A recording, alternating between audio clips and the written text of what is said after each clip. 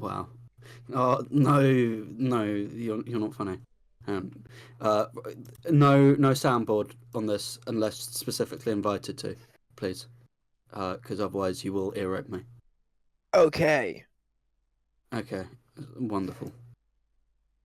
Yeah. All right. Go. We are Go. record. Yeah, no, we're Go. going. Go. We're already recording. Go. Oh yeah, we're going. Go. Right.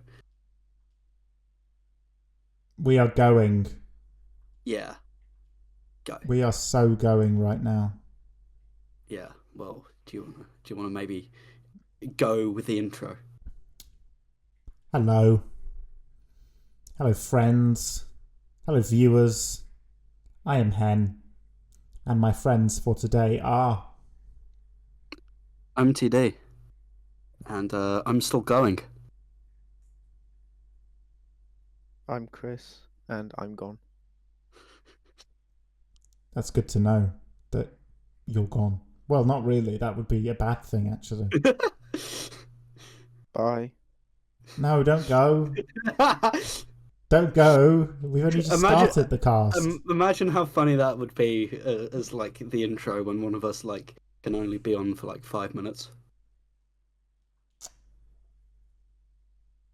Well, that would be a tragic state of affairs, would it not? Yeah, but it would be pretty funny, not gonna lie. I think that depends on which host was leaving. Yeah, I think you're Actually, right, no, sure. it would be super funny if Ben started recording and then he left, just like the Yeah, not see- episode. Because I don't think that would be funny. I think that would just be very confusing. No, I think it would be funny. Like the next day, we just see the not episode come across our The non-episode. Bold of you to Yeah. assume that Ben managed to edit that episode in less than 24 hours. I Well, mean, if it was 2 minutes of content, I don't think it would need any editing, I unless think it would. well, yeah. maybe in which case I should speak about the like release schedule that I'm going to try and be consistent about now. Yeah. I think you're making a rod for your own back, but try. Well, I mean, if we record 1 week, it'll be out like early the next, normally. That's how I'm planning on doing it. We'll see how that goes. But We've all heard him say it now. He's committed legally. what's to that? this. What's that like Squid Game English dub meme? Does anyone know? It's like, what is it? I've played these games before. I've played these games before. That. Yeah. It's like that. Okay. I'll take your word for Have it. you heard of Squid Games? I've heard of it. No, TT's vegetarian. Well, that has no relation to Squid Games. Vegetable game. Vegetable game. Carrot game.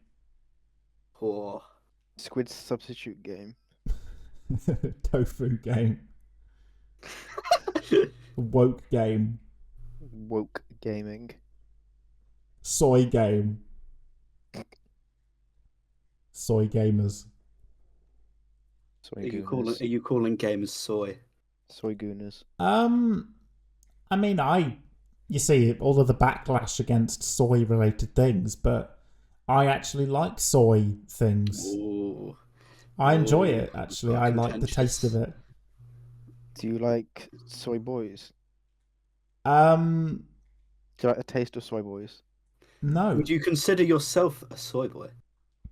No. I don't eat it regularly enough to be a soy boy, but I'm not impartial to the taste. Is that it? Not impartial?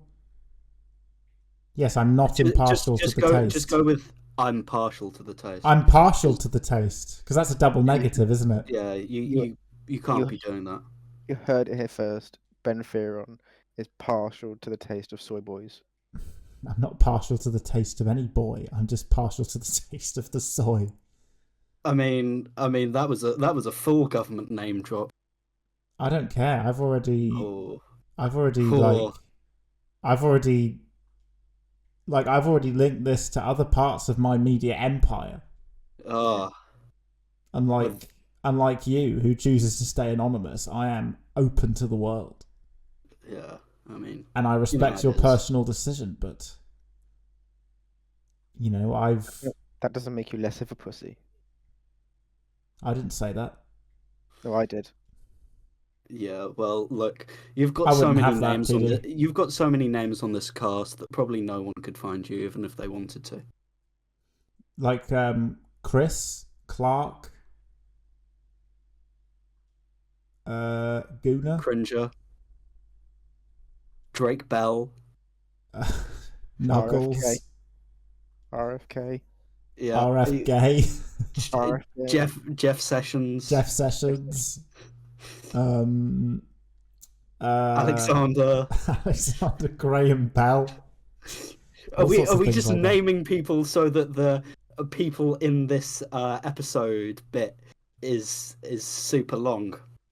I don't know. I just think it's just an intro to warm the viewers up, really, for the topics that we're about to get into. You know, we're just about to let rip. Well, I mean, speaking of topics, we've got quite a few on the docket this time. So Yeah, how about we jump into the short Drake and Sonic podcast. yeah, okay. Well, I'll intro that. Hey guys, it's me, Sonic the Hedgehog, and I'm joined today by My name is Alexander Graham Bell. I am currently on the Anita Max Win tour. Wait, no, my name is Aubrey Graham. Wow, Aubrey, that was a funny intro. And our special guest for today is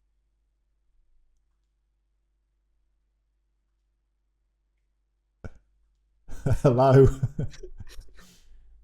The Sound of Silence. Great news. So, Aubrey, I heard you had a hard week this week. I did, because wait, where is our co-host? It's the song "The Sound of Silence." You know. I'm staying silent in solidarity with all those affected. Yeah. Okay. He's the Sound of Silence. Please don't keep doing the voice. You could be Sonic in your normal voice. I am using my normal voice. Oh, you're using your normal voice. Thank God. TD's just become Sonic. He's not TD. Yeah, who's TD, man? It was a hard week for me because I was dissed in the Super Bowl, and also something else happened to me that I think that Sonic should talk about. Well, I mean, I was watching clips from your Australia tour, and I saw, like, when you came out on stage, you were wearing like a top with what looked to be bullet holes in it. That's why I'm staying silent in solidarity with all the victims of gun violence. And you were you were smoking as it came out, and so that's. I mean, I've got to be honest, that's really pretty corny. I wasn't aware that being shot sets you on fire. Yeah.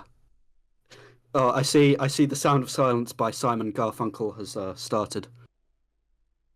Simon see. Garfunkel. You mean Simon and Garfunkel? I said Simon Garfunkel. He just said the "and" with little stress on it. He did. Yeah. Well, good to have you here, Simon and Garfunkel. Simon and Garfunkel. I'm bipolar. Is there any more Drake news? Well, what are your thoughts on getting dissed at the Super Bowl after you said you were bigger than it? Apparently, I changed some lyrics at my concert on the Anita Max Win tour. Where you were shot. Where I was shot. Name? Is that the official name, by the way? That is the official name. Respect. We love that for you. That is the official name. It is in fact the Anita Max Win tour. Mm. Well, I hope you recover from your bullet holes. And I hope you become less corny as well, because that was, I'm not gonna lie, when I stole the microphone from the other guy, he said, one, that's pretty cringe, and two, you are still the best music he hears at his workplace. Really? Yeah, That's like an indictment, I think, on that person's workplace. I, well, I don't know. He might really think that you're super cool, but yeah.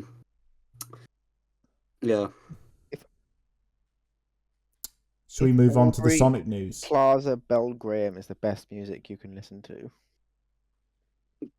Maybe it is an indictment on his workplace, because I've sped round there, and it's pretty shit, and it plays the same songs over and over again at the same time. Like you can predict the time by listening to the songs, but at least you're the highlight of someone's work life, Drake.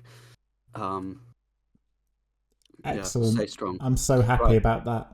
Now on to my news, which I think you should talk about. There's a new game, and it's a racing game, and it sort of like integrates the Sonic and Sega All-Stars Racing Sonic in a Car games with Sonic Riders. Do you remember the title? Sonic Racing Cross Worlds? I think it was that, yeah. Something like that. The thing is, though, there was a Sonic Racing game like a few years ago, and it was really disappointing. Well, this is their chance to fix it. But you know, can it be worse than Sonic R? Sonic R's good. No, you're wrong. Sonic R was developed by Traveller's Tales. What was the one that had the connect in with the hoverboards? That's Sonic Free Riders. Yeah, that was ass. Yeah, that was bad. But they're bringing back the Sonic Riders like characters. Like, I get to see Jet again. Yeah, I love Jet. Jet is back. Yes. What about Storm? I don't know about Storm, but Jet was in the trailer. I'm so glad I get to see my old friend Jet again. Was Eggman in the trailer? I don't remember seeing him. He'll be there. He'll be there. Oh. I know he'll be there. I hate that guy. Will everybody be invited? I think everyone will be here. Yeah. It's got like the transforming carts, and it's got the boards. So I bet you Storm the Albatross will be in the game. So it's basically Mario Kart 8, but Sonic. All-Stars Racing Transformed was Mario Kart 7, but Sonic. So yes. Well, based off the discussion that happened after our section last week, maybe they're trying to rival Mario Kart 9. Quite likely. No, because Mario Kart 9 is going to be like amazing and so good. Because they'll have had a decade of improvement. Yeah. Well, you know what? I look forward to meeting Mario again in the Mario and Sonic Olympic Games. Those are cancelled forever. So I think that concludes the Drake and Sonic podcast. Yeah, I'm gonna have to go and cry. Aubrey, I hear you're gonna have to go and cry. Simon and Garfunkel, you've been a great special guest. Or guests. I don't know. I don't know how this works. No, we exist as a single entity. Okay. Good to know. Good to know. For tax purposes. Beautiful. Does anyone have anything else to say? No. Thank you for listening to the Drake and Sonic podcast. Bye. Gotta go fast. Welcome back for that words. Welcome back to your regular scheduled programming. Yep. What's next? I looks mean, like so it looks like, is Joe Biden a blood or a Crip? Yeah. I feel like he's blood because was born on the west or the east coast. It would be the East East Coast. East Coast.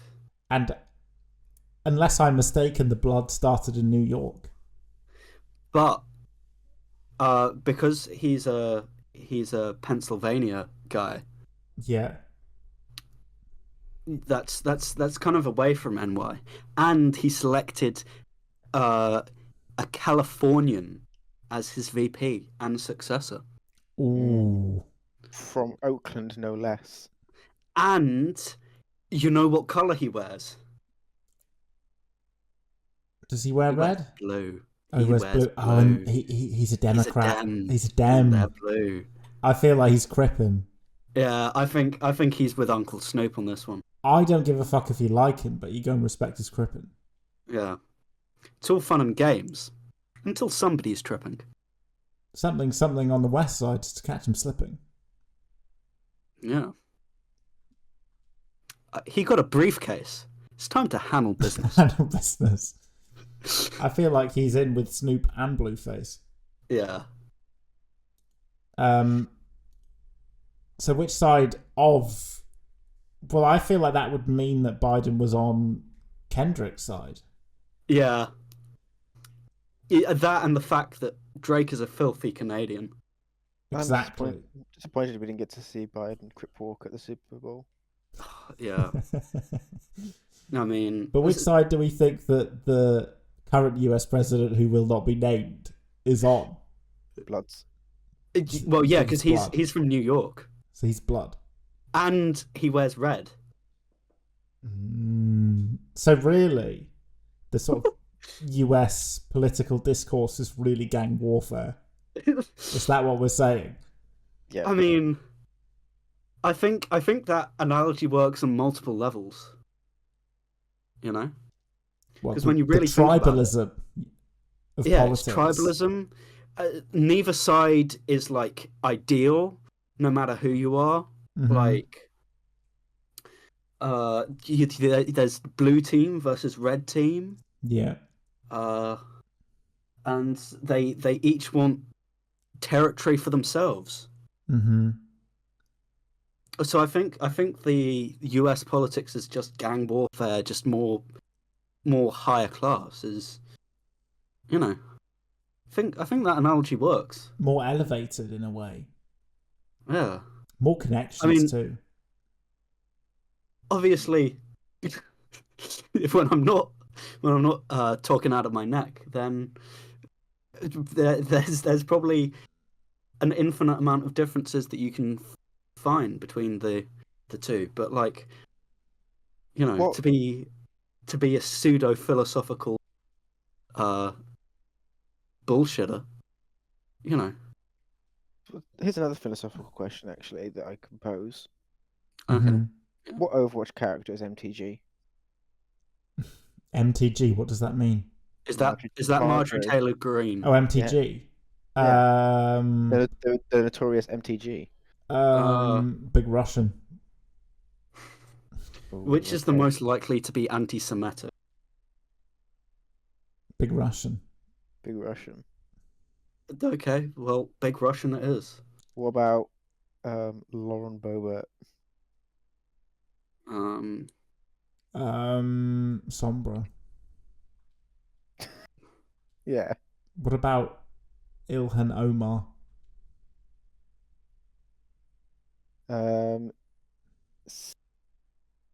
Symmetra. Yeah, I was gonna say Symmetra. What about Hunter Biden? Ooh. Oh, you mean the most persecuted minority in America?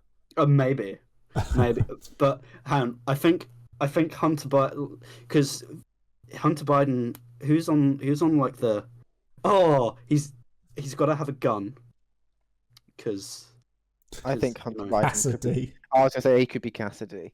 It's high noon. Yeah. It's high noon. But he's not from Texas. I feel that kind of ruins it. Yeah, but he does gun crimes. And he is in a crime family. Yeah. After all.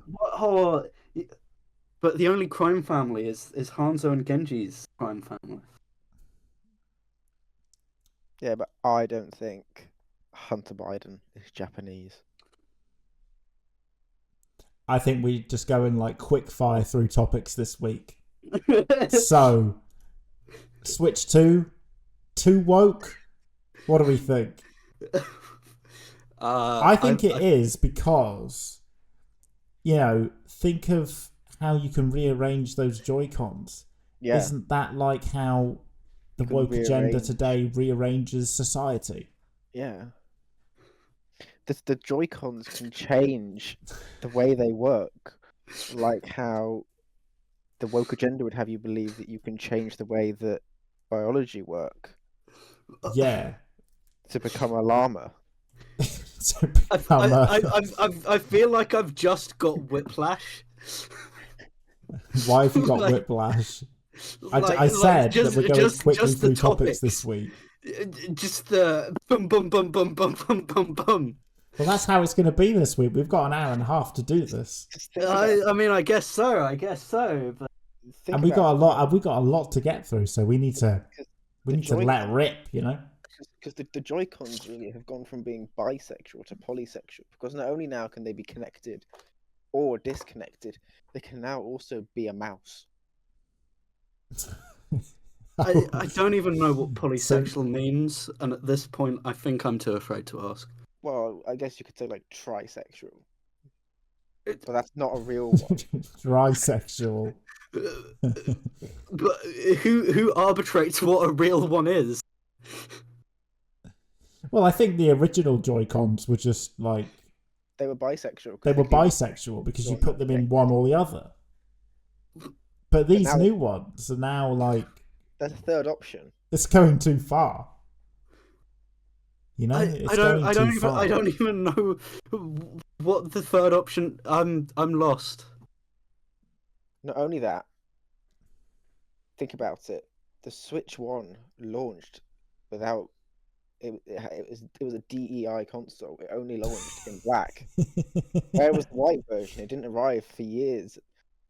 I think it came with the Switch OLED, didn't it? Exactly. Which really, I guess you could say was Nintendo's narrative on the economic disconnect between black people and white people in America. It's just like a really good franchise, Assassin's Creed. But Nintendo is Japanese owned, and half the time they only do things because the Japanese audience like. That's what they want you to believe.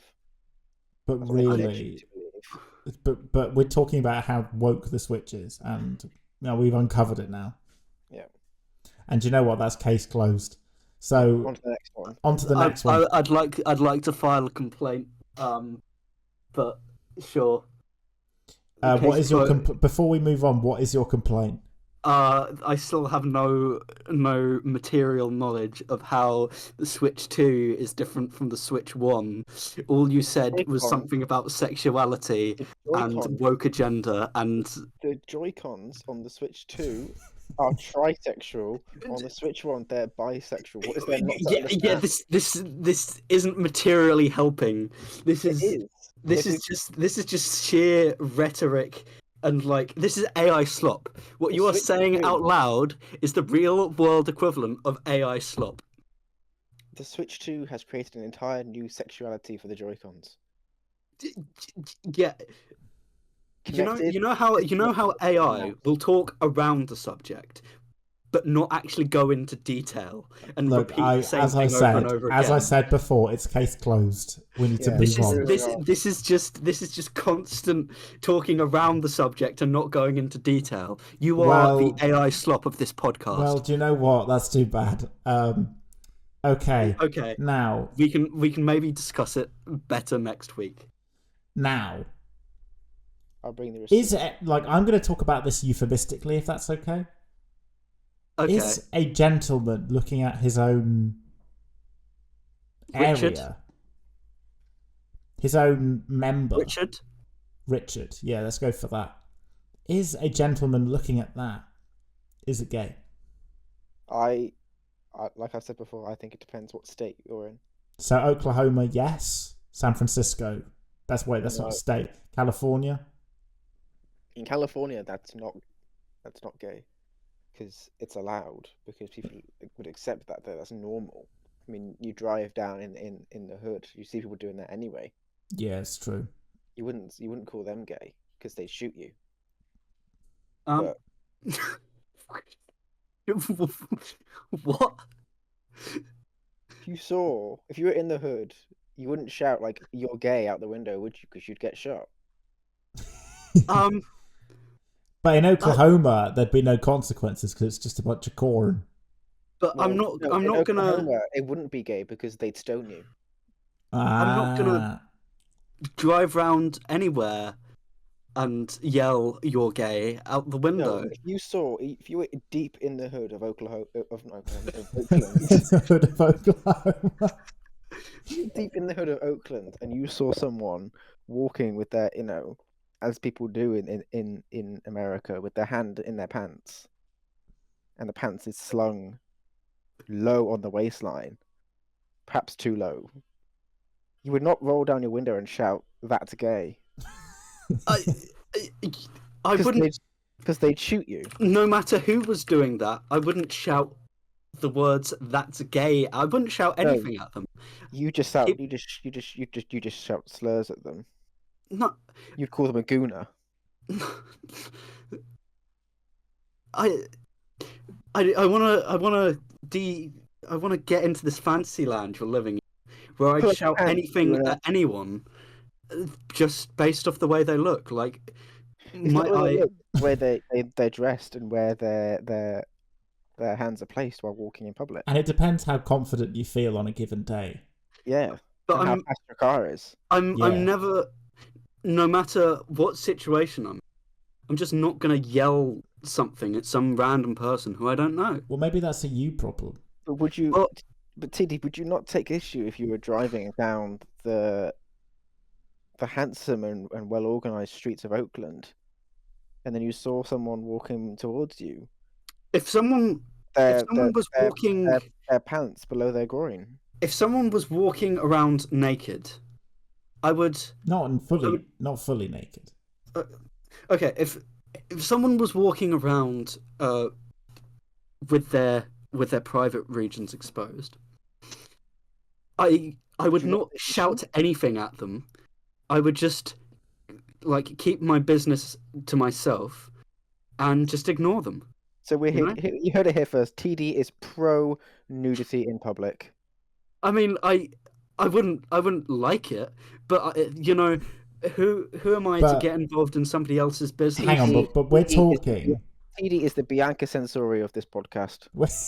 Oh, wait, we can talk about that as well. Actually, let me add that in. Let me add that in before I forget. We're talking. No, I was going to say though, if you were to apply this, this sort of rubric to two-tier Keir's Britain, which places? If you saw two-tier Keir walking down the street with his hand in his pants, would you shout "that's gay" to him? Yeah, I would. Because there'd be no consequences. Because I don't think two-tier Keir would shoot me. No, no. Because he's I thought he'd arrest you. I thought that's the entire purpose of calling him two-tier Keir. Yeah, true. He would arrest me, but he wouldn't arrest other people for doing that.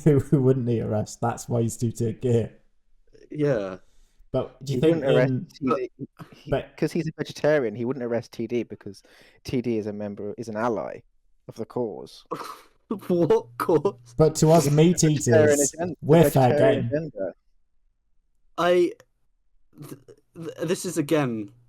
This is just. He doesn't arrest people who did veganuary. Exactly. So, hang on. I'm just before we move into full-on discussions of two-tier Keir, am I a fan of people walking around with private regions exposed? No, that's a crime. I think the police should intervene, whether that be to give them mental health support or to prosecute them. Yeah, it's up to the police or whatever, not me. Would I personally do anything about it? No. But TD, what if they're in a state of undress on the way to like a humanist resort or a beach or something? Then what am I Not doing a humanist, a in the naturist. Sorry. naturist? A naturist, not a In humanist. what am I doing in the vicinity of Well, this naturist resort? you may have unwittingly stumbled upon it. You may have thought like, "Oh, that's a nice beach." So I might have accidentally booked a room at Atlantic Sun Hotel. Exactly. You might not have been Not aware of realizing. buy and sell. Oh, Not wait. realizing Is that- Atlantic Sun Hotel the place? Actually, no.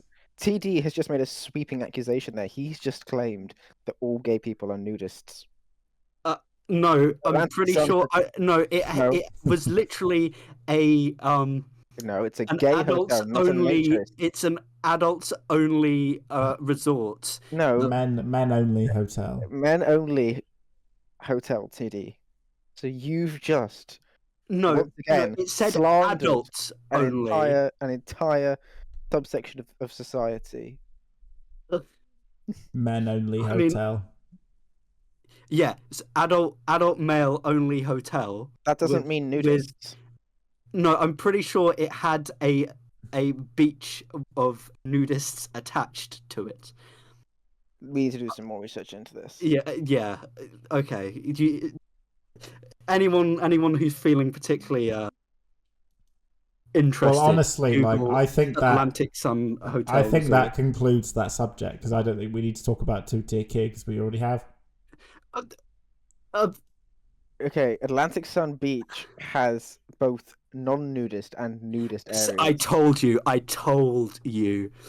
Yeah, you slandered me. I deserve an apology. So now we're talking about Atlantic Sun Hotel.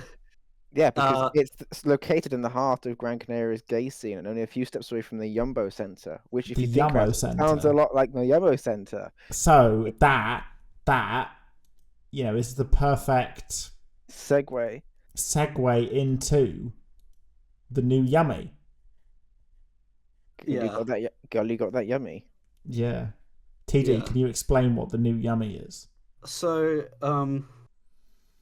in the city of Colchester, there was at one point a restaurant or takeaway or takeout or whatever you care to classify it as. Whatever you prefer. I think it's called a takeaway restaurant legally. Okay. Called the Yummo Grill or the Yummy Grill. We changed it from one to the other. It is officially, it was officially the Yummy Grill, but we referred to it as the Yummo Grill. And then it changed to Colchester Fish Bar, which was a bit of a downgrade of name. And then it changed into Grill Zone. But then at the same time, I think at the same time, within the same general vicinity, a restaurant opened up called the New Yummy. Now, if you care to Google this restaurant, you'll find some amazing pictures. Some of which I believe are going to be featured on the thumbnail. Really? Is that what we're doing? Yeah, I thought that's what we were doing. But the thing is, though, if I had that thumbnail, like if I saw that thumbnail, would I click on it? Yeah. I'm not sure I would. You know you would. Stop is lying. the New Yummy serving vaguely Chinese delicacies? I believe so, which is quite different from the Yummo the Yummo Grill. Well, the Grill Zone, like what sort of cuisine is it? Is it sort of kebab? I believe it to be kebab. I see. I mean, as has been alluded to twice this podcast, I am in fact one of those dreaded vegetarians. And so the Grill Zone, has never really appealed to my tastes, to your sensibilities. Yeah. But I think this entire process, I think it speaks a lot on the liquidity of restaurants within two-tier Keir's Britain. Well, Is there such a thing as like a vegetarian kebab, TD? Not like a kebab on a stick. I mean, like a takeaway kebab. I don't even know. actually, in our uni, sort of like not really cafeteria, but like food area, there is a vegetarian kebab place, which is proof of how woke this place is. Mm. Well, I think that also So you could speaks eat that. You could eat to that. two-tier Keir's. Yeah, that is Britain. two-tier Keir's influence, really. Yeah, I mean, Didn't your university ban food that was supplied from certain regions of the world? They probably tried but gave up. I don't think they gave up. I think they succeeded. Uh, I'm gonna research. I don't know. I mean, If I can. now switching on the subject of two-tier Keir to a more serious one. How do you guys actually feel he's been doing? Like unironic, not no meme, but less meme opinions. Oh, Ben. Just to finish this point quickly, yeah. the students' union was unable to adopt a BDS policy against places due to legal constraints, despite 89.6% of students voting in favour. They were legally required, however, to adhere to the Charities Act, which prevents it from boycotting or divesting from certain companies. I see. Well, there you go. But on that subject, unironic thoughts on a man who we've referred to maybe fairly, maybe unfairly as two-tier Keir. But do we not have more like meme things before, or we just like? I think we've been through the meme half enough because Okay, yeah, we've we spent can plenty have of time.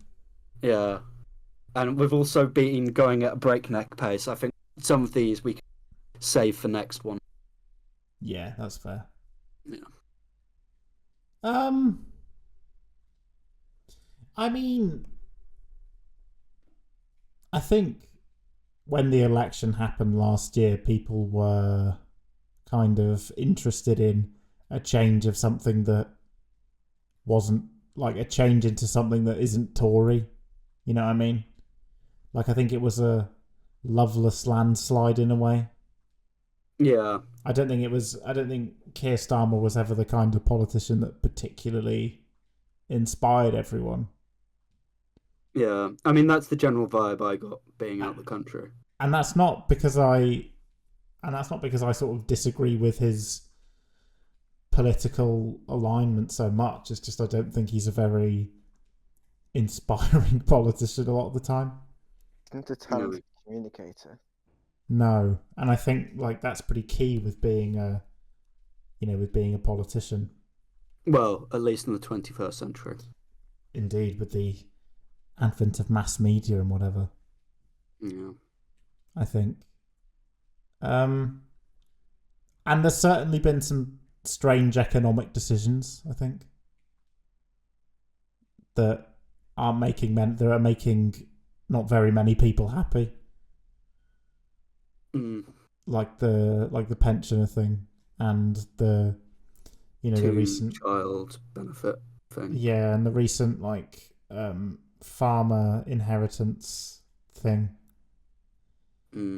Like you can tell that there's just been a lot of quite bizarre decisions, and it's like, why? Yeah. I don't know. Like I was thinking of looking into this a bit more in detail and think, because a lot of people seem to have the idea in their heads of, oh, Keir Starmer has fallen short of what he should have done. But then I think if you ask those people, they probably wouldn't be able to answer why. And I also am finding it kind of hard to answer why as well.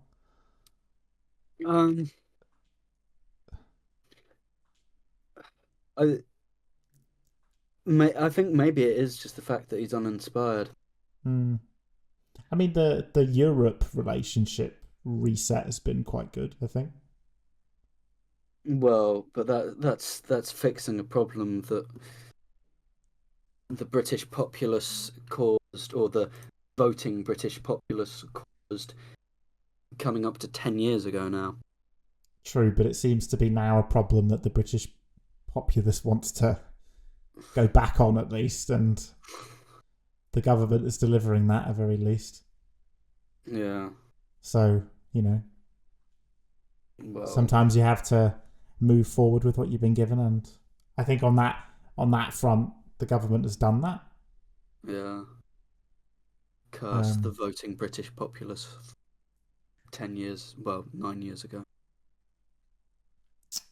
But yeah, you have to move forward with the cards you've been given, and I think in some ways this government has done that. Yeah. But I do think there's just been strange decisions, I guess. You'd have to come back to me with a bit more of an informed opinion, to be honest. Yeah. I feel I feel like I should have more of an opinion on this than I do.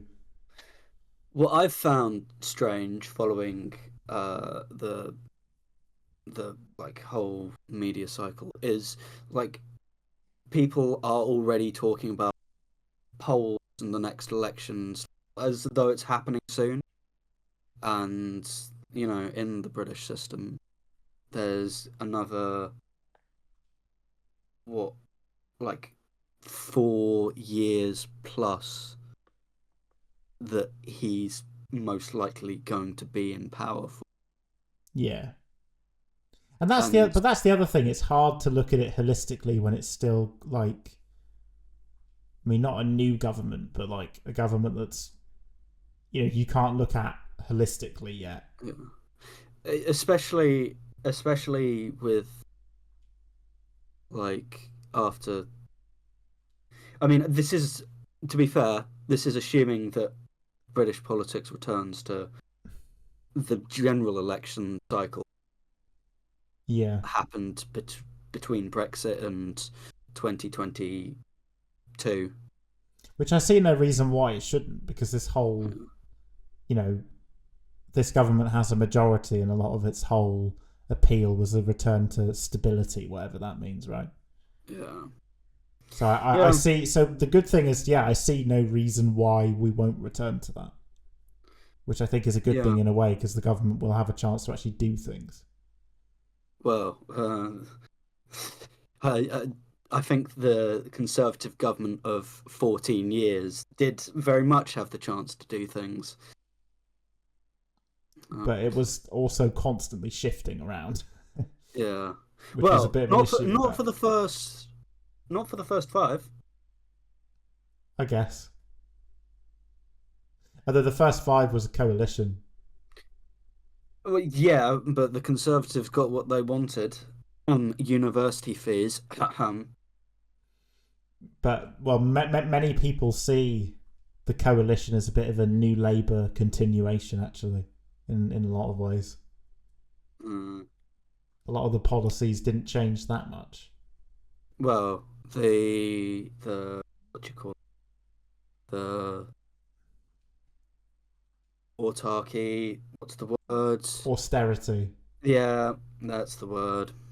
Yeah, I think that was the biggest change, I would say. Yeah. Autarky is very different. I know. No, that's why I said it's not autarky. That's a completely different word. I am aware it is a subject that comes up. Well, not a bit in my degree. Clark, do you have any opinions on Mr. or Sir Starmer?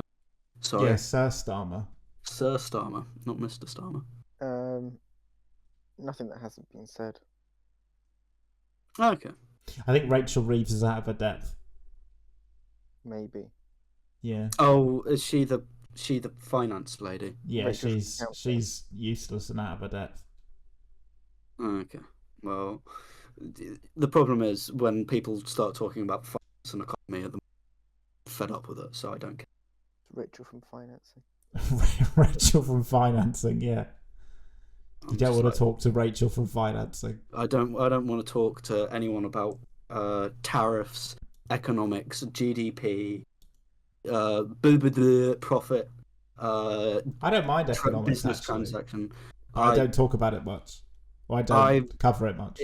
it's like I'm bored with it. It's all everyone's been talking recently because everything costs too much money and no one knows what to do about it, and so everyone throws economics around like they know what to do about the problem of everything costing too much money, but they don't because if they did, then stuff would stop costing too much money. That is my opinion on economics. So until things start costing a sensible amount again, they can shut the rather than talking. TD, you're kind of like cutting out a bit. Oh, He's just so impassioned. yeah, I'm so impassioned. Like you're so impassioned about how apathetic I am towards economics. Well, economic theories are just that. They're economic theories. No. Yeah. Well, maybe they can economic fact They're different to their way like out of everything. They're different to actual practices. Yeah. Maybe they can economic practice their way out of everything costing a stupid amount of money. Well, That's my opinion on it. I don't think prices would go down though. Well, in that case, my money needs to go. Well, So, I guess. Yeah. There you go. That's my hot take. Well, you should blame Rachel from finance then. Well, no, I blame big business. Rachel from accounting. But Rachel. Yeah, but big business. So Yeah. how would you deal with big business, TD? Would you make them little business? I would say, everyone's poor, yet you're still having record amounts of profit each year. That's kind of sus. You either stop what you're doing right now, or get taxed, so that everyone stops being poor. But what would they stop doing?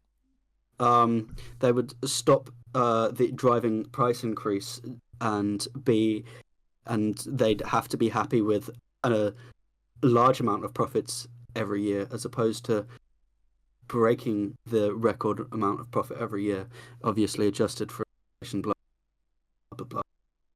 Yeah. You keep cutting out every time you spit. I don't know if it's a problem with your microphone. Okay. It's the big business. They're censoring him. Okay. Is this better? Is this working? Is this working? This seems to be working. I've unplugged it and then plugged it in again. And I'm gonna open my Discord. Authorized apps, voice and yeah, the input device is the correct microphone, and the output device is the correct speakers. So yeah, I don't know. If it keeps happening, then I guess what I'm gonna do, cry? Probably not. Well, it just keeps going like it sort of like keeps cutting you briefly as you speak. It's quite strange. I don't know. Say a full sentence. I'm gonna say a full sentence right now. I hope this isn't too boring. Yeah, it's happening again. I don't know what's going on with your microphone.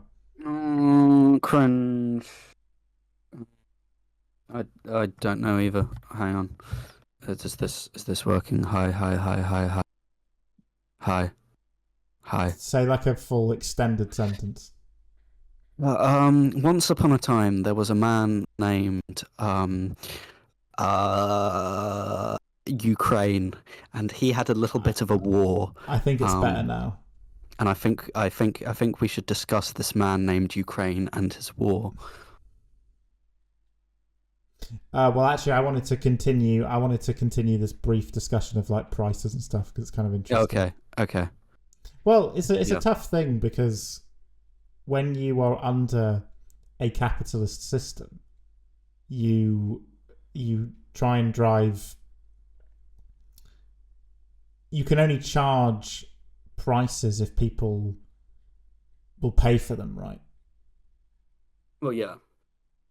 So let's say you've got prices that are going up too high. How do you get that under control? Like I'm no economist. Yeah. Well, yeah. This is So if I the do, entire thing. Everyone talks about how to solve the problem, yet it doesn't it's not happen. being solved. Mm-hmm. That's my entire problem about how everyone's talking about economics, and yet you compare prices to how they were 5 years ago, and they're between a third higher to double the price, which Mm-hmm. is if you have a stable inflation rate of 2% Mm-hmm. every year, then you shouldn't be hitting a third higher in 5 years. Mm-hmm.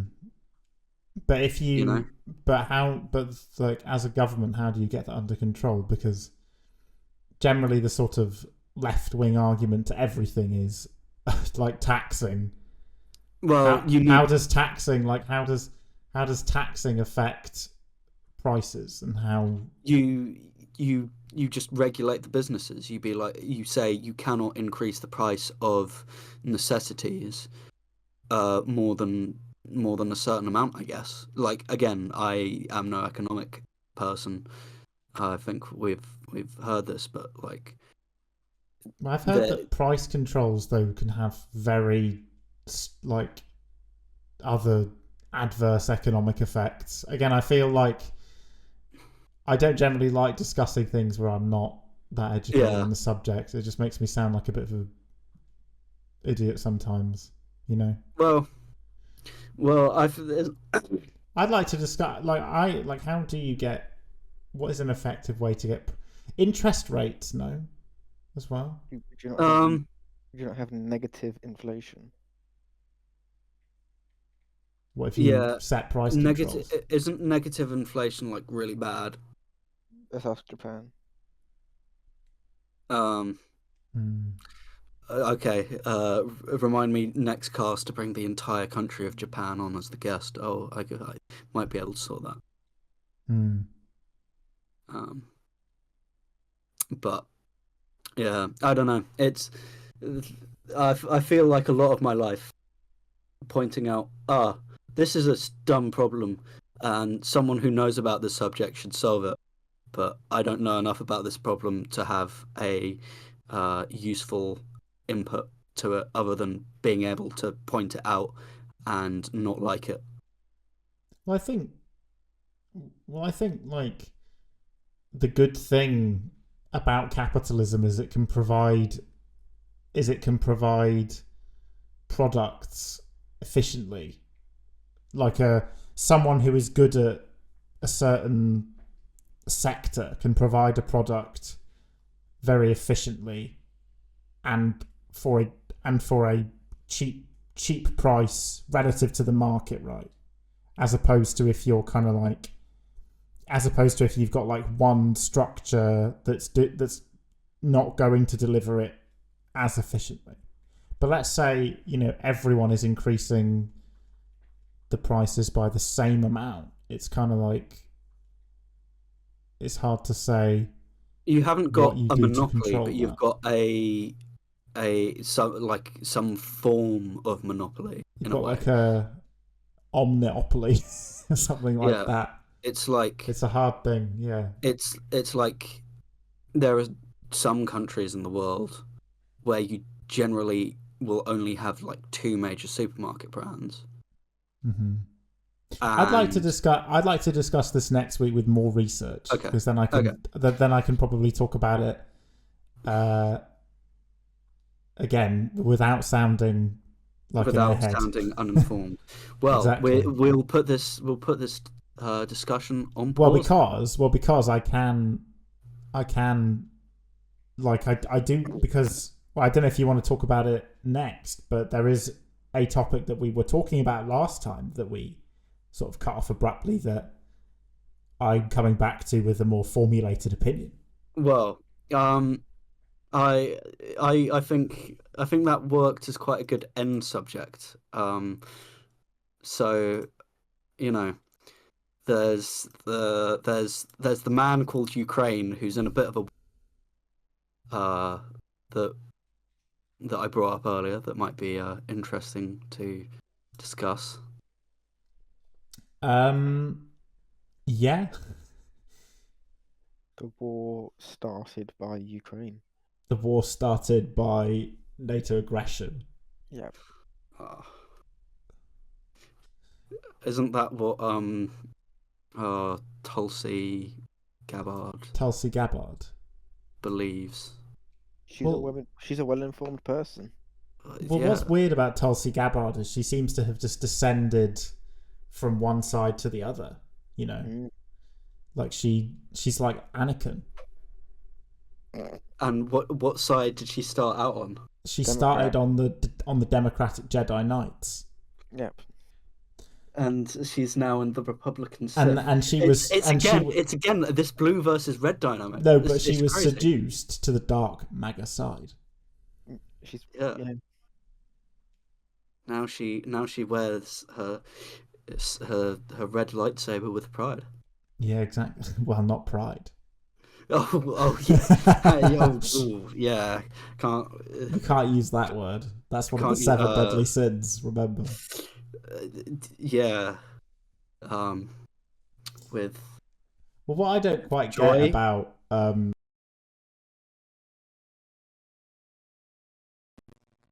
presidency of someone who is not to be named. Yeah. Is that he seems to. I thought the whole MAGA thing was like isolationism and like. Well, I guess you could say for this it is a kind of isolationism because he's trying to end a war. Yeah. But it just seems like the man who must not be named does this thing where he has to be an isolationist and a hawk at the same time. It's quite strange. It's very inconsistent. But how is? I don't. He's only a hawk when it comes to certain countries, allies. Yeah. Well, and sometimes Iran. And Iran. But anywhere else, it's like, as long as they say nice things, we don't care.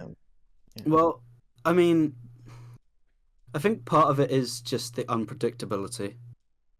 I think part of it is being like, I guess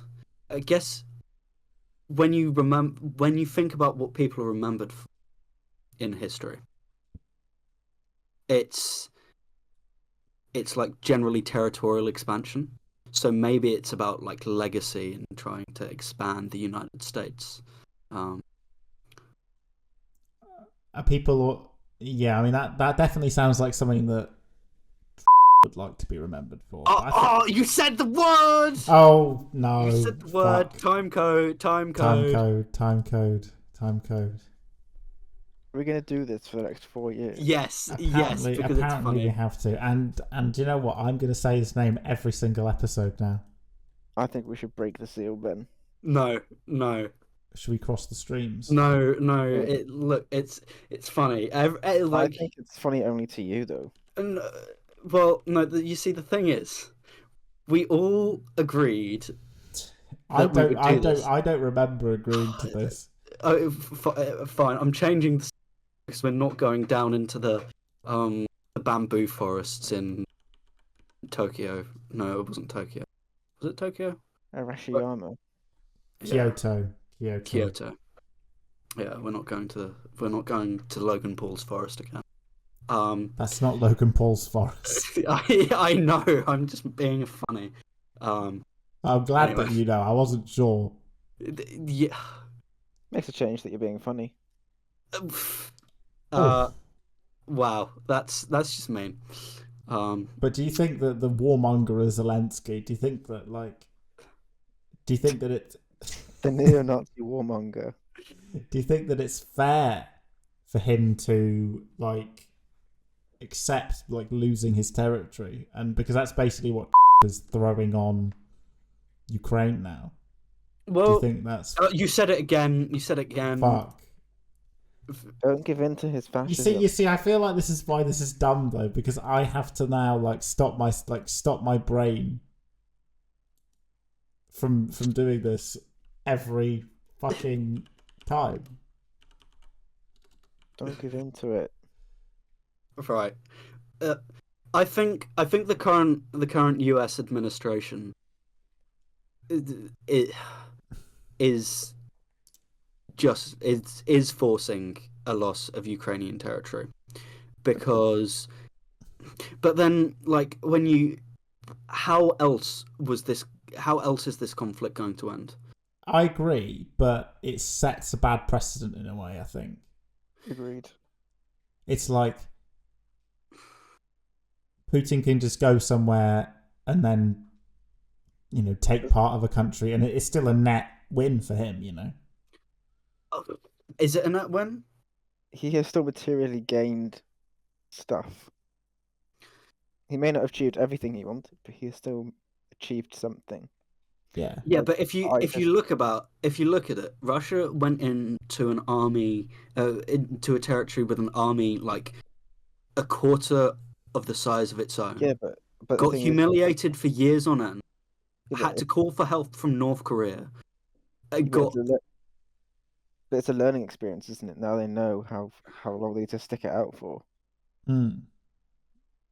And they know that they're going to have like NATO support behind anywhere they go next.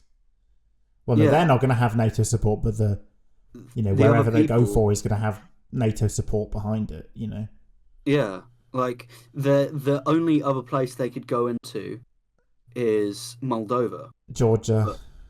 Yeah, Moldova, and Georgia, and the Caucasus. But they're pally with Azerbaijan. They're pally with Armenia. Azerbaijan's pally with Turkey, and I don't think they want to start that fire. So what? They've got Georgia and Moldova, which this would precede a normalization of relations between America and Russia. Well, yeah, but I think it does not undermine the narrative of the last couple of years, where it's like, no, you're out, you're done. Well, there's no real long-term solution. Yeah, but you completely like isolate the Russian state. Yeah, but he who has not been named has said that they should be readmitted to the G7. Oh, did he actually say that? Mm. Oh no. So is that not therefore just like a complete victory? No, because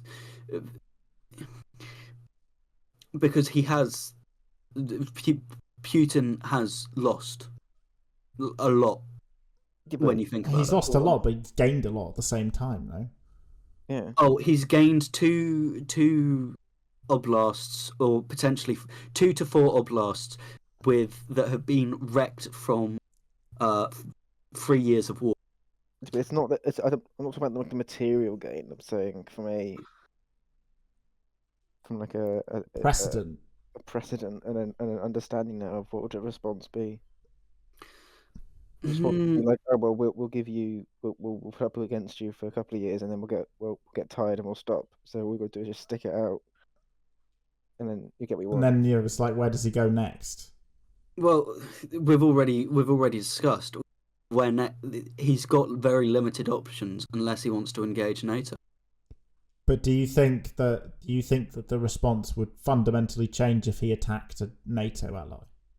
Yes. I think NATO has made it very clear that is the line in the sand. Well, I'd hope so, because isn't that the whole point? Yeah.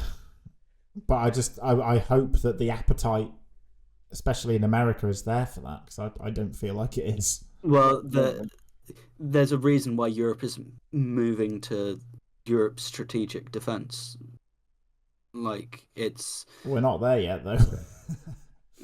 we're not, but it's not far off. And like, if you look at the budgets, the NATO budgets, they're pretty much all at 2% now. Well, that guy in a house that is white has also said he wants to halve their defense budget. Yeah. But like, I think Europe's strategic defense, or whatever the term that Macron throws around is. He's not long for this world, so. Hey, he's got 2 years left. Yeah, but Oh, 1 year left. Hang on, Yeah, when's the next French presidential election? 2 years. He exists in a zombified state. Yeah, he's just a nothing. He's a, what's the word? Lame duck. Mm. Merkel wasn't a lame duck in her last couple years. But she still had parliamentary sway. Yeah, but because the French have a semi-presidential system, Macron doesn't particularly need the parliamentary whatever, especially with diplomacy. Yeah, but what it means is that people don't listen to him because they go, "Oh, well, you're only here for 2 years," so they don't actually care what he has to say. They're listening to who comes after. Which at the moment looks like it could finally be like third time's the charm for Le Pen. Marine. Yeah. I wouldn't be so sure as to say no one's listening. I'd say no one's listening to Schultz. Well, yeah, he's a goner. But they're all a bunch of lame ducks, a lot of them. But I think back to the sort of main topic at hand is like, I sort of understand that, yes, there kind of almost needs to be a settlement now, but it does set a dangerous precedent in the sense that, again, now Putin knows that he can attack a country and get something out of it every single time. He just has to wait it out enough. I wouldn't be so sure. I really wouldn't. So what, you think that he won't advance from here? You think this is where he's going to stop? I think he'll be very careful about his next moves. I don't know that he will. I don't see him being ruthlessly aggressive in the near future. But why did he want Ukraine in the first place? Wasn't it to re-establish like some Russian geopolitical sphere of influence? I mean, I will say like Syria has been a disaster for Putin. Well, Ukraine has been a disaster for Putin. I think we're very much understating how exactly he, like, the moment that the initial attack was rebuffed,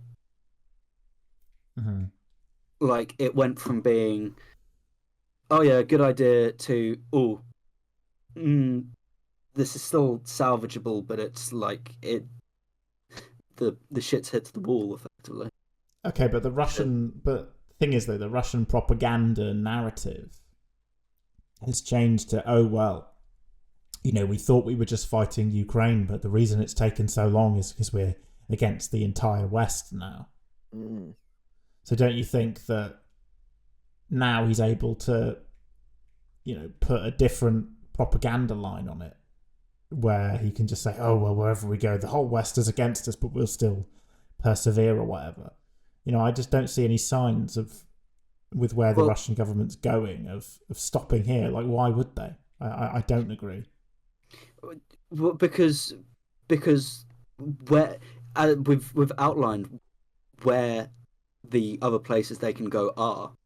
And well, Georgia, that country is getting a lot of Russian influence. Yeah, Georgia and Moldova. They already took nibbles out, didn't they?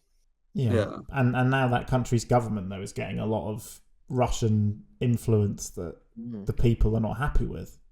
So what do you say? So who's to say there won't be another special military operation there? I don't see anything holding that back. I mean, the thing about saying it is there has to be some level of Ukraine,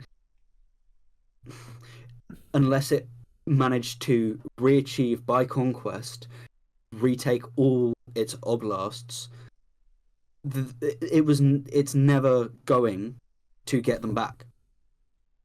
Like, do you have this war continue in perpetuity? I don't think that's any better a solution than this one. I'd if anything say it's worse. Like, if you're the average Ukrainian citizen, you want to go home. I don't think that's what the average. I don't agree. I think what the average Ukrainian citizen wants is Ukraine to have its land back. That's what Zelensky says and talks about. But he wants he wants the Ukrainian land back. That's never going to happen.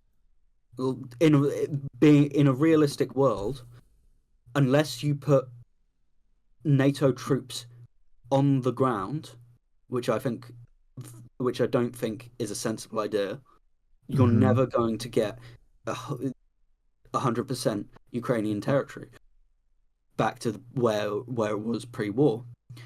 But then it's kind of like, at what point do we need to? So you say that the line is when he touches a NATO country. Yeah, that's the entire purpose of the alliance. Mm-hmm. Like because I understand what you're saying, but I think that. But what is your proposed solution? I guess the only thing would be to stick it out longer for Ukraine and have a second Vietnam.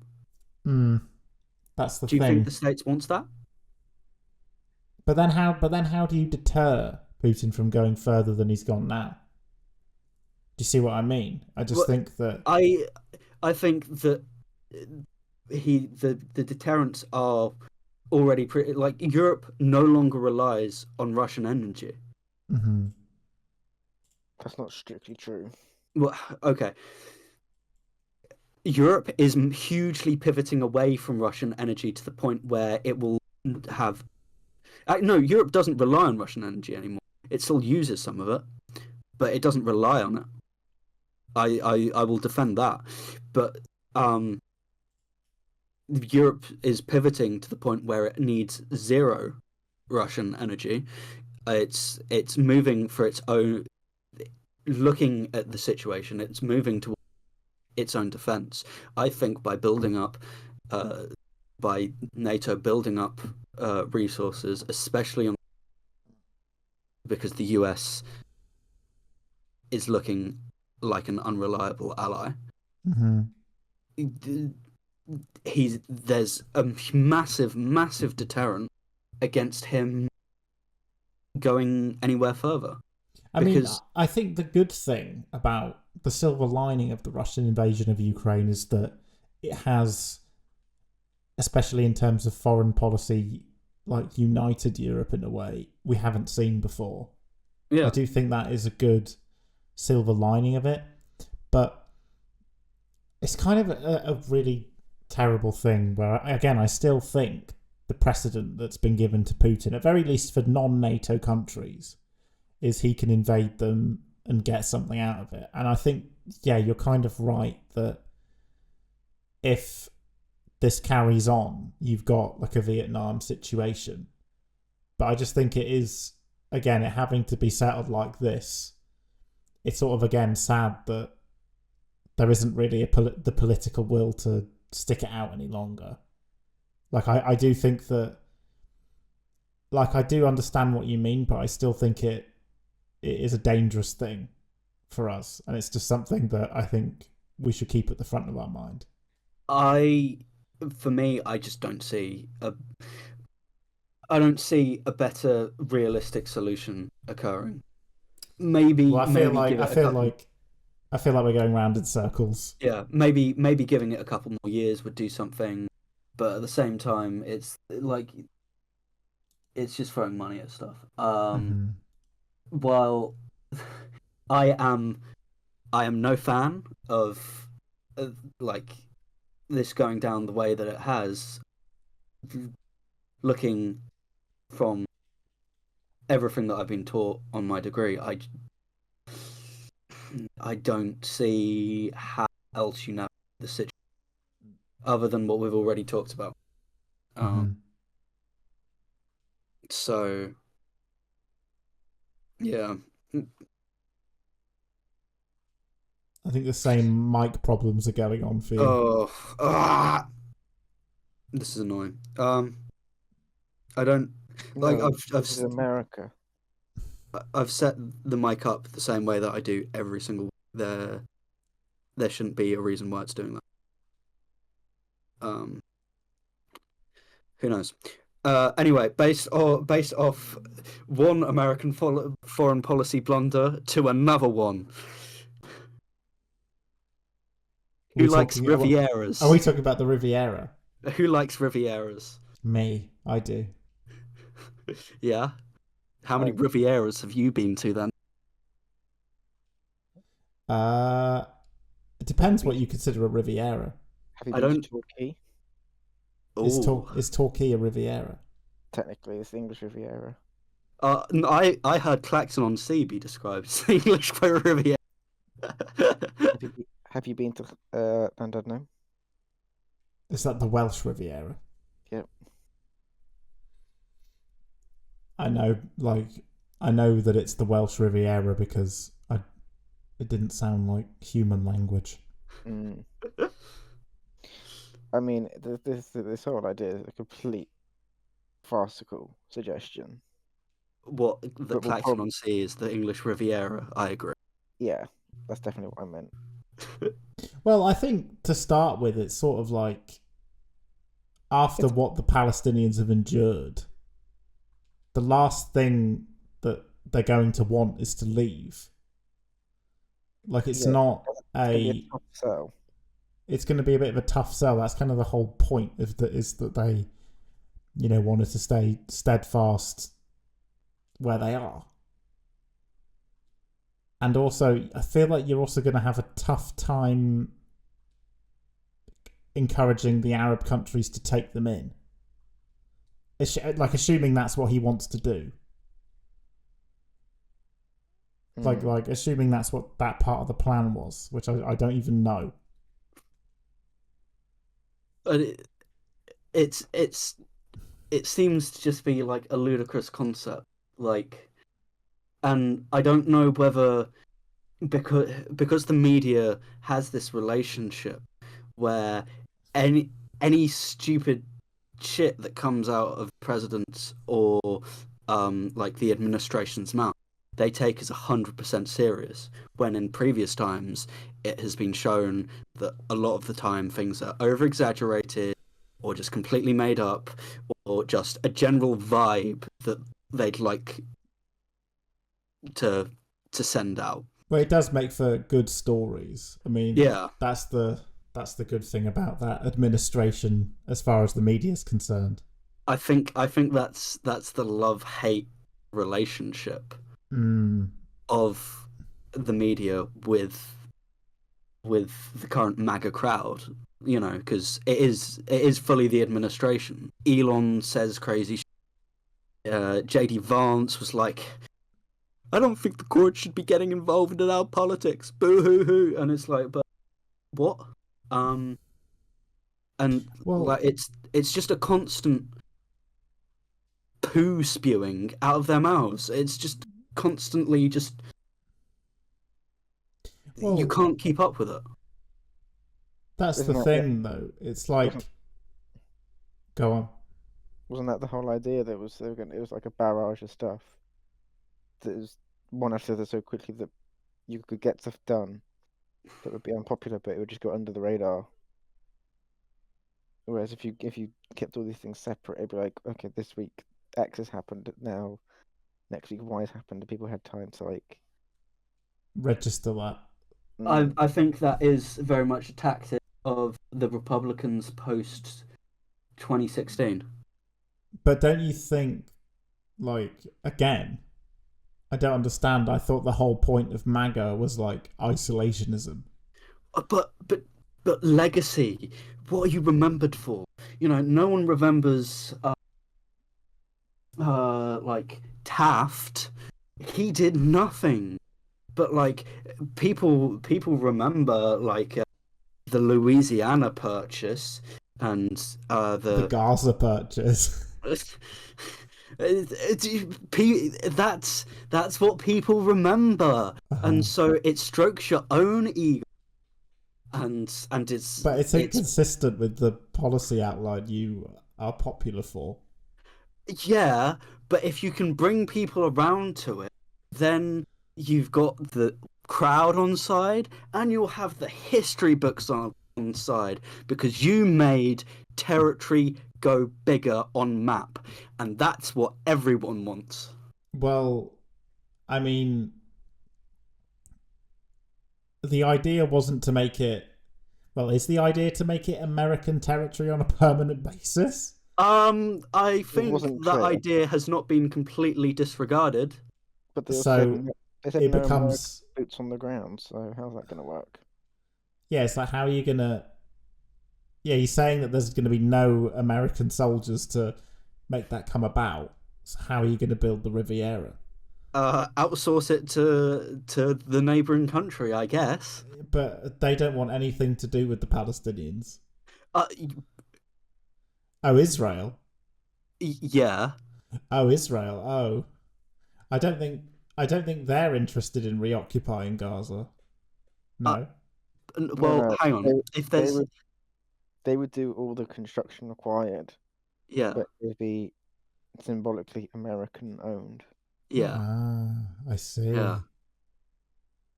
Have I mean, they said that that's what they want to do? No. Exactly.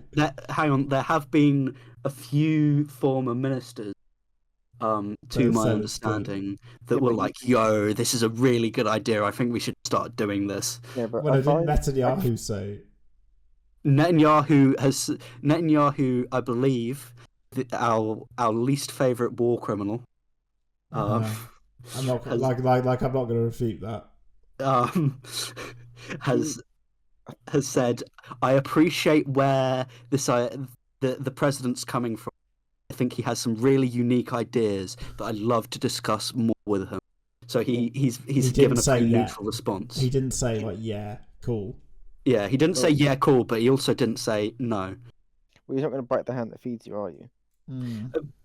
I guess not, but I just still. I mean, the whole thing's not going to happen. So No. Yeah, no, it's a complete escapade and lunacy.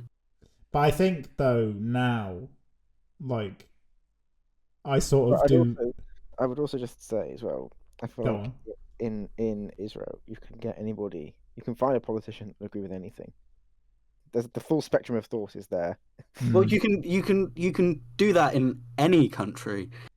You can find a politician who'll like believe in you. That's the entire. Yeah, but not with the level of commitment that you can get from Israeli politicians.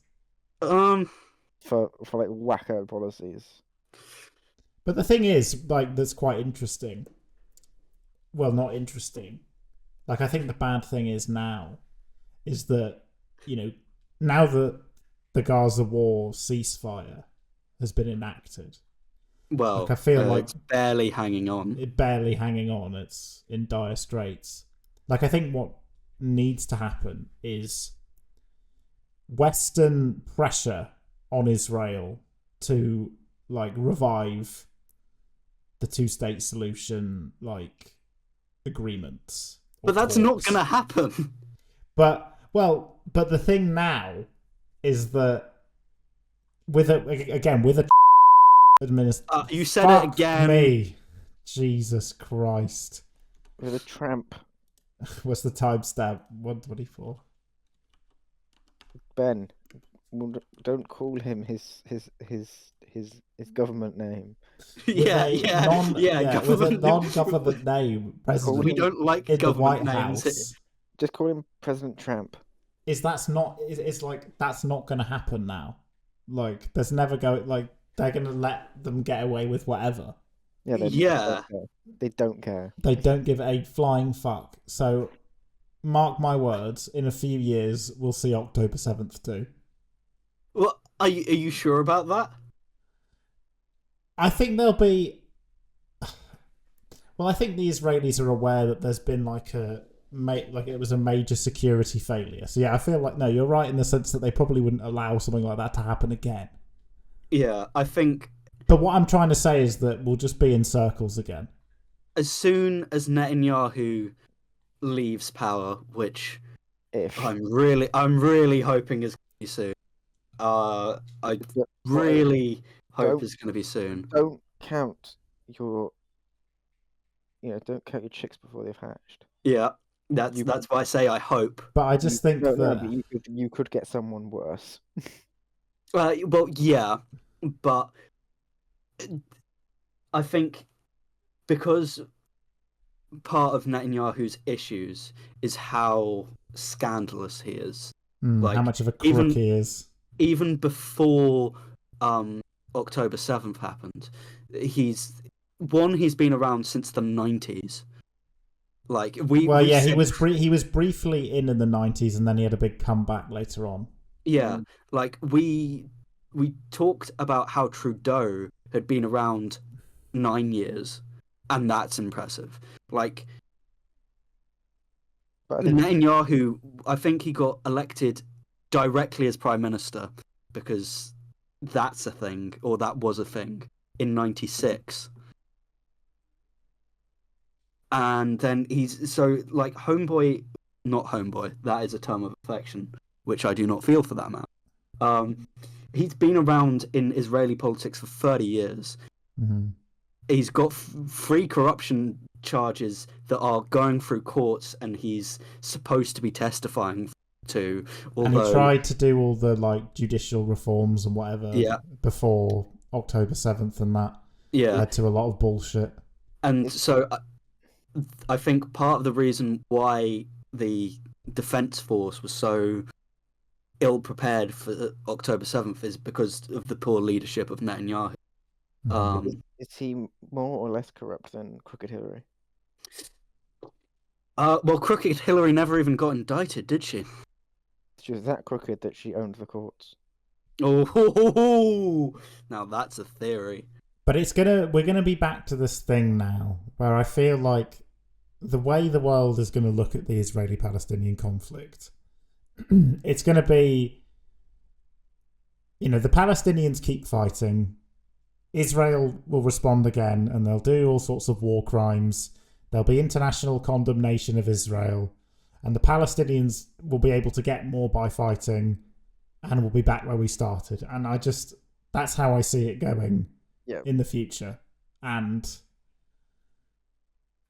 it's bleak. So you see a complete breakdown the rules-based order system post 1945 in the Middle East. Who the hell has ever followed international law in the Middle East? It's more like a set of guidelines that you should ignore. Well, no one has cared about international law in the Middle East. It works for a little bit in some regions. I can tell you now, TD, that nothing in the Israeli-Palestinian, nothing in any conflict in the Middle East has been solved with international law. It's bilateral negotiations is the only thing that have done anything. In my opinion. Oman's pretty stable. Jordan. Oman. But what does Oman have to do with international law? It's in the Middle East. You said name a country in the Middle East. But the rules-based order systems benefited Oman. Enjoy. I mean, Oman does have some human rights issues, so yeah. It has some everywhere has human rights issues. Yes, Oman has probably more human rights issues than we in our position in the Western elite countries would like to think, but But Oman also doesn't get involved in conflict, so it doesn't have to interact with any of the rules of the global international law. Well, no, the international law encompasses things like trade and migration. Yeah, but we're not talking. Okay, but when we talk about I don't know, Israeli violations of international law. We're talking about conflict. Yeah, not aren't we? talking about like trade tariffs. We're not talking about anything like that. Well, yeah, but when you talk about the rules-based order system, like you have to include my computer. I am not against the rules-based international order. I think we have a safer world because of it. Yeah, But it kind of has. It it definitely has its flaws. Its flaws with what it can do, especially in the Well, Middle East, where Yeah, It's just no too one ri- cares about it I think seriously. I think bits of it are just too rigid as well. Especially Yeah. that, like I feel like especially the Israelis, they at this point well, yeah, because don't really. they're not in the ICC. Their big daddy America just sanctioned members of the ICC. Well, I feel like the Um, only foreign opinion that matters to Israel is America, Yeah, and what with and that's why the that's creation why of the Riviera, it's that's why I think the American pressure would go a long way to solving the conflict, but it's just not there now. well, yeah, and There's no under will the from the American Palestinians, and two-party there's no will system, from the Americans anymore. So it was never going to be there. They'd either vote in Kamala, who had a Biden-esque stance mhm. on Palestine, or they would vote in the Republicans, who would give even less of a shit. Mm-hmm. Well, I mean, I saw like an interview with Clinton recently where he was talking about the things that he did when he had the negotiations with Ehud Barak and Yasser Arafat. And he put plenty of pressure on Israel at that time to negotiate. So it's not never happened from the Democrats before. Yeah, but under the way that the parties currently are, That's true. it was never going to happen. Like, But I feel like people are taking like a lot of people in the West care about the Palestinians.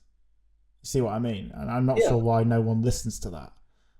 I I understand because- it's easy to dog on. I get that, but it's like I feel like people aren't hearing the right things.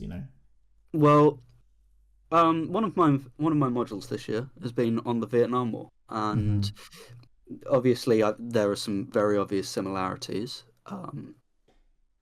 about like protests, especially in college campuses and the Democratic National Convention and stuff. And I think one of the big things to come was Nixon's silent majority speech, where like he acknowledged the fact that there were lots of protests, but he said, the silent majority agrees with what I'm doing, and his opinion ratings shot up after that.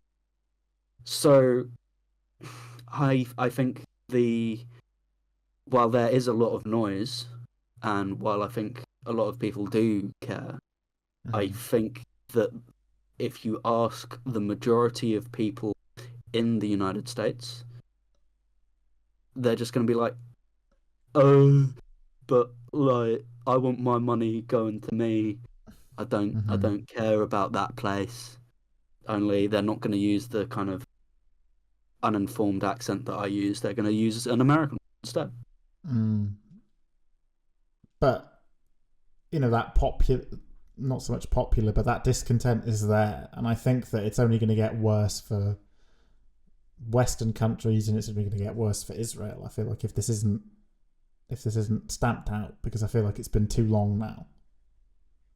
I feel like there needs to be equal pressure on some kind of Palestinian leadership to accept some kind, like to accept that they're not going to get all of Palestine. You know what I mean?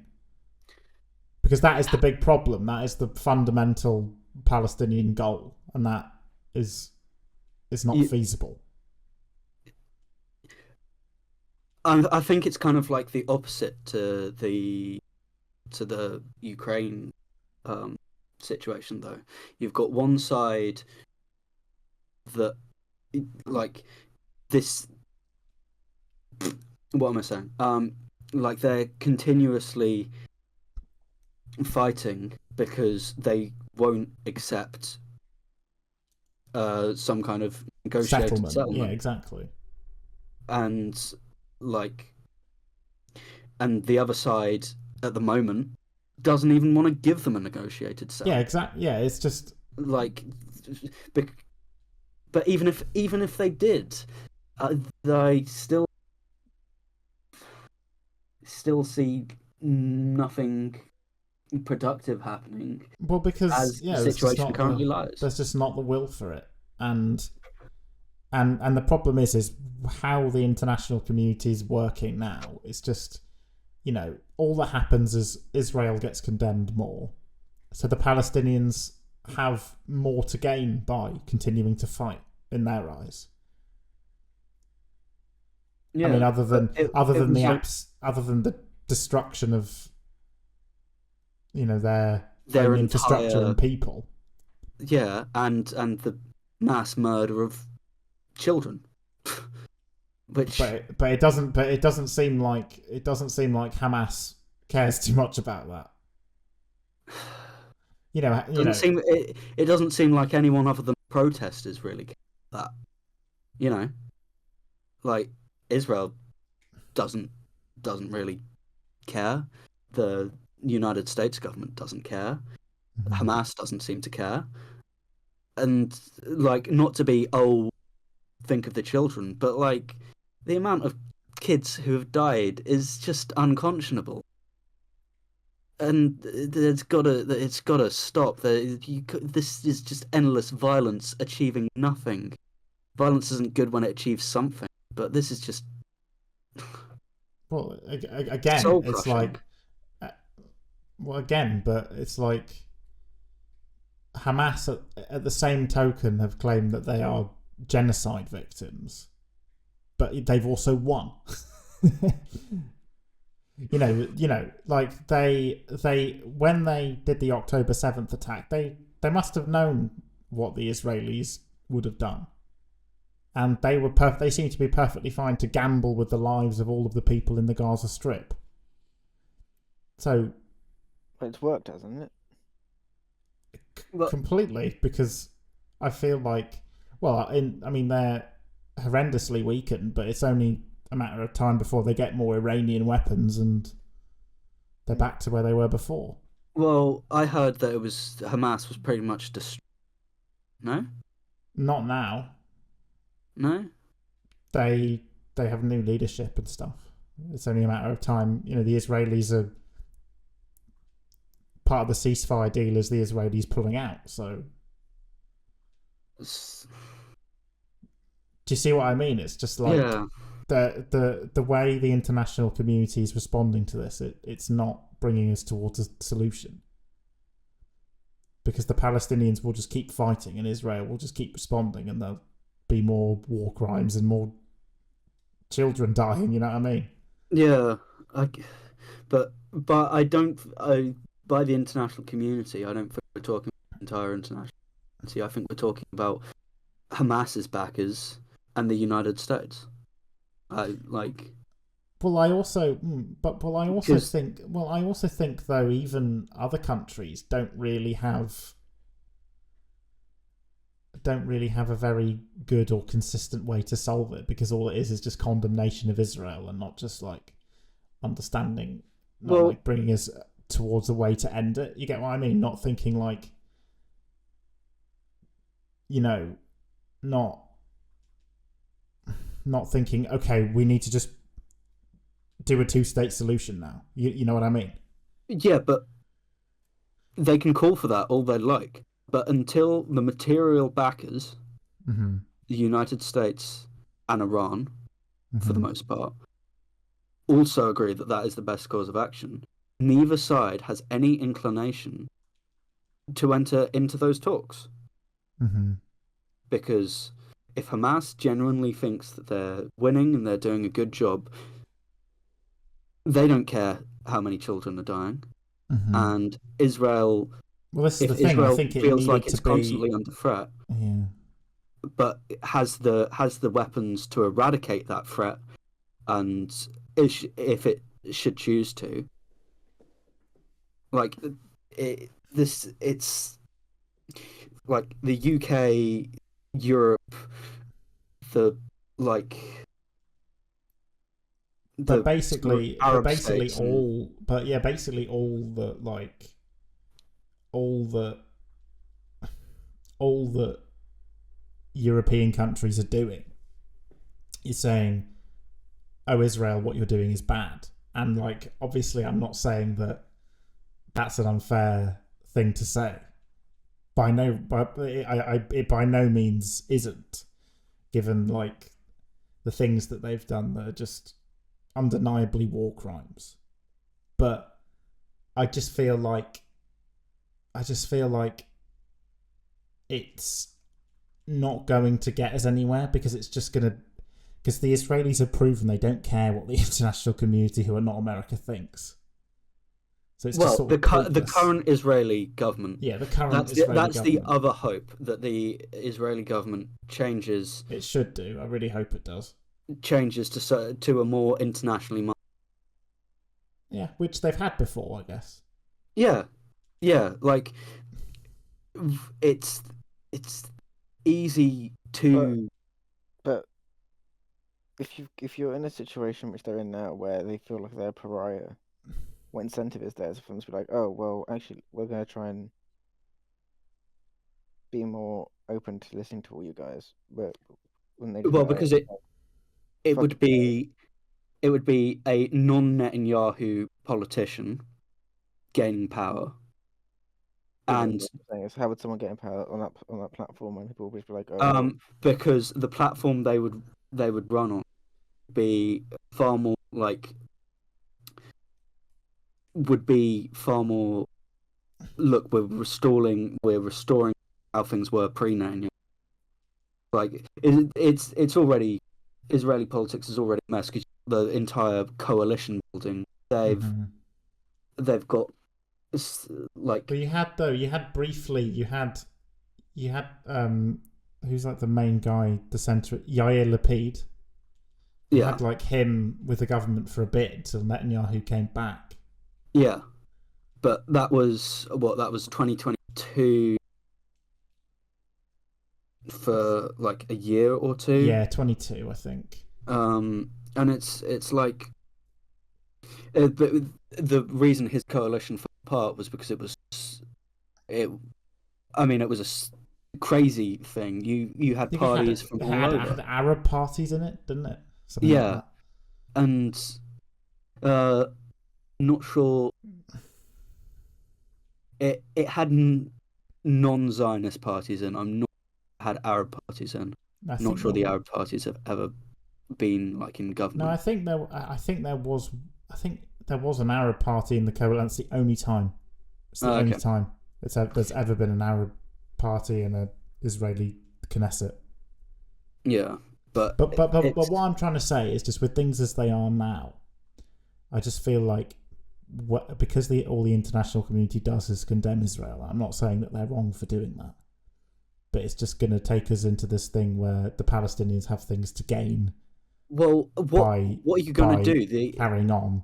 The international community Israel already responds. has Hamas as a terrorist organization.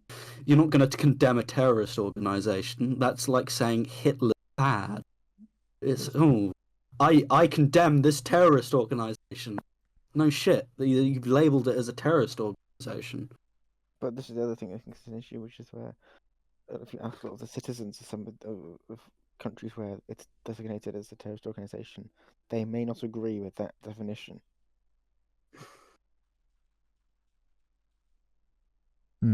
I would struggle to believe that the majority of citizens of these countries would, if it was put to a vote, overturn that status. The most vocal members. Well, yeah, but we've already been over this. Like, the aren't acting, and it's because of the silent. But I feel like no one is telling. But what I'm trying to say to you is, I feel like no one is telling the Palestinian side, like, you need to negotiate and you need to sort this out.